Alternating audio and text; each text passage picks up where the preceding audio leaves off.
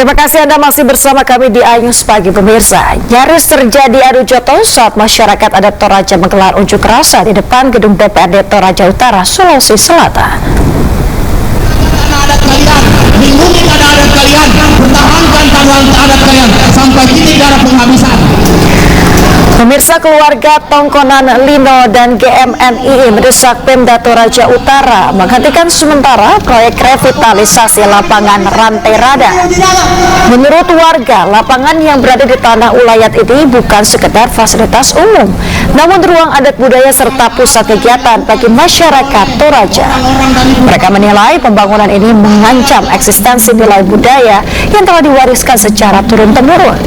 Sementara itu pemirsa, Ketua Komisi 3 DPRD Toraja Utara, Julianto Mapali, ini mengatakan pihaknya akan menampung aspirasi masyarakat adat.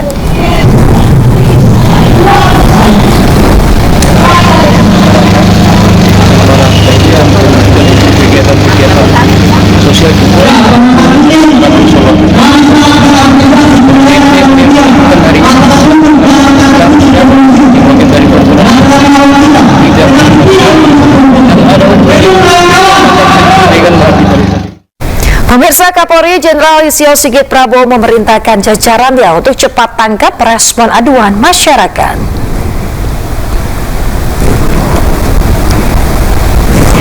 Pemirsa, perintah ini disampaikan saat apel jajaran Kepala Satuan Wilayah atau Kasatwil 2025. Kapolri menyebut akan terus menggencarkan sosialisasi call center 110 untuk merespon cepat terhadap gangguan keamanan dan juga ketertiban masyarakat. Layanan 110 beroperasi 24 jam untuk memastikan setiap aduan dan laporan dapat langsung ditindaklanjuti oleh polisi.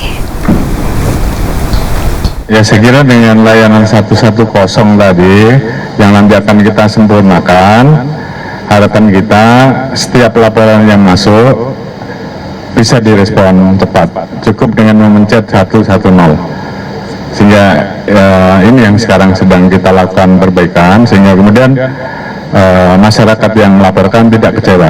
Harapan kita dengan memencet 110 maka respon segera bisa diperoleh, kehadiran masyarakat, kehadiran polisi terkait dengan apa yang menjadi pengaduan masyarakat juga segera bisa ditindaklanjuti, termasuk juga tadi kita memperkuat pengawasan di bidang propam, sehingga hampir di semua tempat itu kita tempel pengawasan, sehingga begitu masyarakat melihat ada Polri yang mungkin melakukan pelanggaran bisa langsung lapor, dan tadi sudah kita tekankan bahwa propam harus segera menindaklanjuti. Mungkin kalau dilihat mungkin di halte, di ruang hotel, di lift, itu semuanya sudah kita pasang bagaimana kalau ada masalah tinggal pasang barcode, laporkan di situ, maka propam akan langsung. Kita informasi lain pemirsa, sidang lanjutan kasus kematian anggota TNI AD Prada Lukindamu kembali digelar di Pengadilan Militer Kupang.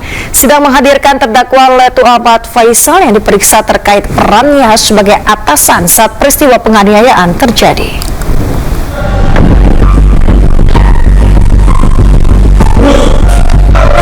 Pengadilan Militer Kupang kembali menggelar sidang lanjutan kasus kematian Prada Luki Cepril Saputro Nabung. Sidang beragendakan pemeriksaan terdakwa untuk berkas pertama dengan terdakwa Letu Ahmad Faisal. Dalam persidangan, terdakwa menjelaskan rangkaian peristiwa bermula dari pemeriksaan ponsel para anggota usai memperoleh izin bermalam di luar batalion. Saat pemeriksaan, ditemukan percakapan pribadi pada ponsel Prada Luki yang dianggap melanggar aturan. Korban pun dikenai hukuman dan diperiksa lebih lanjut oleh Dansi Intel. Terdakwa yang ada di lokasi mengaku melihat Prada Luki dipukul bergantian oleh sejumlah bawahannya, namun terdakwa tidak menghentikan aksi tersebut. Pernyataan terdakwa ini pun membuat ibu Prada Luki sangat terluka.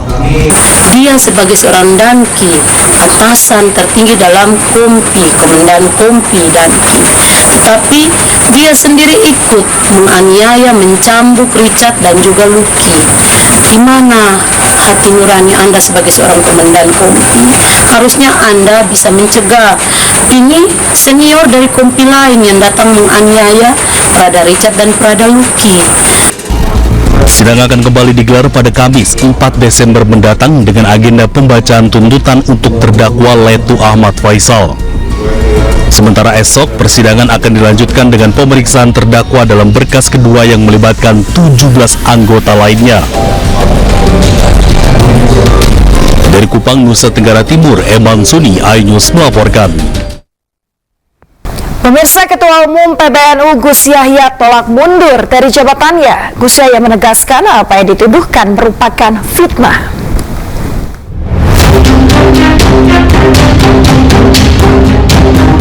Di tengah ramainya dorongan agar Ketua Umum PBNU Gus Yahya mundur dari jabatannya, pengurus besar Nahdlatul Ulama melakukan rapat alim ulama PBNU yang digelar di kantor PBNU Jakarta Minggu malam. Dalam rapat ditegaskan tidak ada pemakzulan ataupun pengunduran diri dari Yahya Khalil Stakuf. Rapat yang dihadiri petinggi NU baik secara langsung maupun daring mendapatkan satu keputusan. Yahya Khalil Stakuf atau Gus Yahya tetap menjadi Ketua Umum PBNU. Rapat ini dihadiri 37 dari 53 orang pengurus harian Syuriah. Sementara pergantian Ketua Nahdlatul Ulama hanya bisa dilakukan lewat Muktamar NU.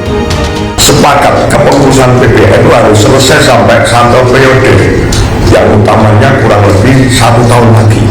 Semuanya tidak ada pemakzulan, tidak ada pengunduran diri, semua sepakat begitu, semua gembleng 100%. Yang kedua, yang ketiga, kita ingin semuanya melakukan tafakur demi kebaikan bersama, kebaikan masyarakat, kebaikan warga NU dan Indonesia. Bersama-sama bertafakur, bermujahadah, selalu memohon pertolongan demi kebaikan semuanya di antara kita semua. Sementara itu Gus Yahya menekankan informasi yang beredar adalah fitnah. Unsur politis apa, dengan analisa seperti apa, ini semuanya nggak jelas. Dalam setiap dinamika yang melibatkan kontra seperti ini, orang selalu menyebut-nyebut unsur politis. Tapi ini politiknya siapa, untuk siapa, hari ini kita belum bisa melihat apa-apa. Yang ada sebetulnya adalah terutama perbedaan pendapat, perbedaan persepsi, dan informasi-informasi yang belum diklarifikasi dengan tuntas. Informasi yang belum diklarifikasi dengan tuntas itu jadinya fitnah, maka harus diklarifikasi sampai tuntas supaya tidak ada lagi fitnah. Karena fitnah itu perbuatan tidak adil yang dampak terhadap korbannya itu akan terlalu berat. Sebelumnya beredar hasil risalah rapat harian Suriah PBNU. Isinya meminta agar Ketua Umum PBNU Yahya Khalil Stakuf mengundurkan diri dari kursi Ketua Umum. Dari Jakarta, tim liputan iNews melaporkan. Saatnya NZ tentukan arah. Siap bersuara? Dialog inspiratif bersama narasumber terkemuka. Audisi calon jurnalis muda iNews. Live stage performance musisi tanah air. Dimeriahkan oleh, dipandu oleh. Jangan lewatkan iNews Media Group Campus Connect, Connecting Ideas, Inspiring Future.